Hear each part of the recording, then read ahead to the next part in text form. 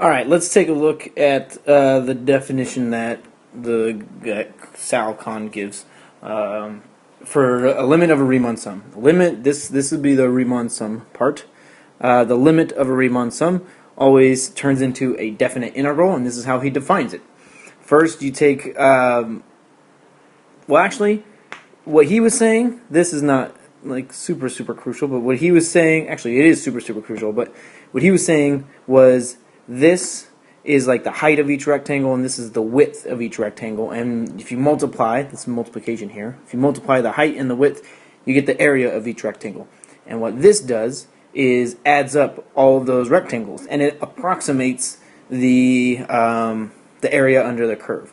However, if you let the number of rectangles, let n go to infinity, then you get an exact value for the area under the curve, and it changes to a definite integral. So, really, what he's saying is delta x is b minus a divided by n, and f of x is our function that is going to be on the inside of the integral. So, let's see what happens. I'm just going to look at your problem and try and piece it out. First of all, the only thing that has an n is my delta x, right? Because it's b minus a. And that's the only thing that has the n here, is 5 over n. And I'm going to rewrite that as 5 minus 0 all over n. And it'll be times 4. And then we have all this other stuff. So really, if we're taking a look at this,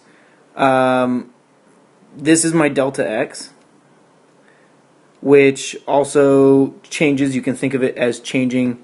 Look, if you look at this, the delta x changes into the dx, and the function changes to like a regular function. So there we go. This will change. So this will change actually to dx, and this will be our f of x. There is no x value in there, but the limit of the Riemann sum, the limit of the summation, that changes to the integral. So this stuff will be changed to the integral. So we'll have the integral of 4 dx. Now the only thing left is to find our limits of integration, but that's given to us by delta x, b minus a. That's where this is, and we rewrote it. It could actually be anything, but looking at your answers, the only choice is from 0 to 5 or 0 to 4, and 0 to 5 is the one that works because we have this. So a is 5. That's a. B is 0. So we have from 0 to 5. So it's the first answer. Really, all I'm doing is I'm taking these and I'm trying to pair it up with stuff based on that definition. So it might be important to write this down. That's important too, just to figure out your limits of integration. Hopefully that helps. Good day, sir. Let me know if you need any more help.